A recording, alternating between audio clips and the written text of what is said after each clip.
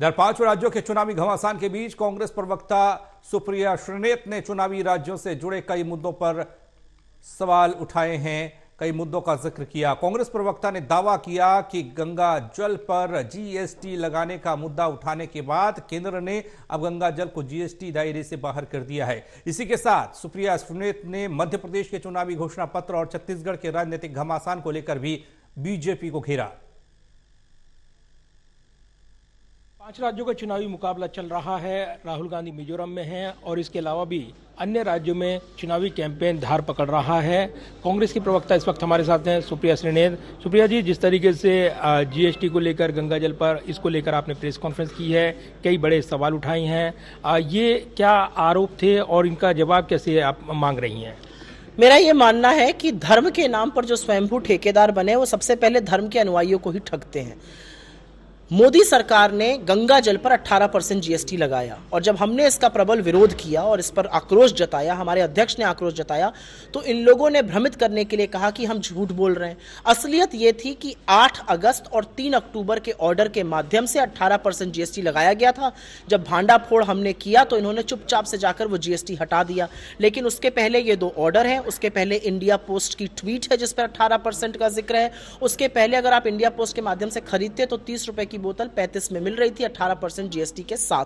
तो ये झूठ बोल रहे थे। उसके बाद जब हमने आक्रोश जताया, विरोध किया, तो इन्होंने चुपचाप से इंडिया पोस्ट से 18% जीएसटी का उल्लेख हटाया और इन्होंने जीएसटी अथॉरिटी से एक चिट्ठी निकली जिसमें कहा गया कि गंगा जल पर जीएसटी नहीं लगेगा, 8 अगस्त और 3 अक्टूबर का ऑर्डर विथड्रॉ किया जाए। तो ये लगातार झूठ बोलने का काम क्यों करते हैं? आज जीएसटी नहीं है और फिर ये कहते हैं कि सीबीआईसी में जीएसटी में जो पूजा की सामग्री है 10 चीजें, उसमें जीएसटी नहीं है। बिल्कुल सही है। रुद्राक्ष पे नहीं है, रोली पर नहीं है, विभूति पर नहीं है, चंदन पे नहीं है, लकड़ी के खड़ाओं पर नहीं है, चरणामृत पर नहीं है, कलावे पर नहीं है, यज्ञोपवीत पर नहीं है, लेकिन गंगा जल का तो उसमें कहीं उल्लेख नहीं है। तो उल्लेख कीजिए।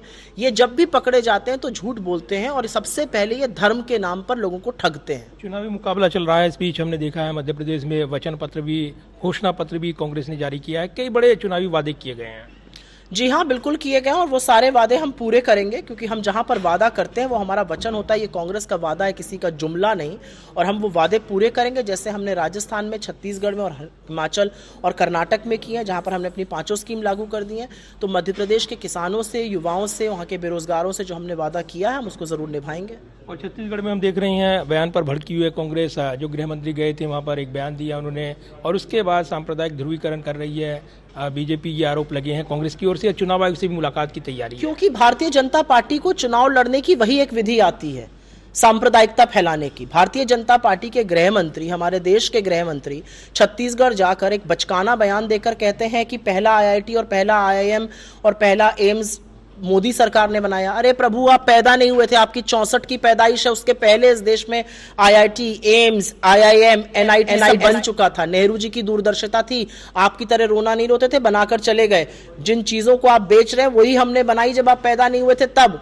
तो असलियत ये कि ये लोग झूठ बोलते हैं और जब झूठ से काम नहीं बनता है तो ध्रुवीकरण करते हैं। लेकिन जनता समझ चुकी है, जनता जागरूक है, जनता जानती है कौन उनके भले की बात करता है और कौन नहीं। धन्यवाद बात करने के लिए। और चुनावी मुकाबला चल रहा है, वार पलटवार चल रही हैं और कांग्रेस की ओर से कांग्रेस प्रवक्ता सुप्रिया श्रीनेत भी जोरदार हमला बोल रही हैं। कैमरामैन पवन शर्मा के साथ प्रदीप कुमार, टोटल न्यूज़, दिल्ली।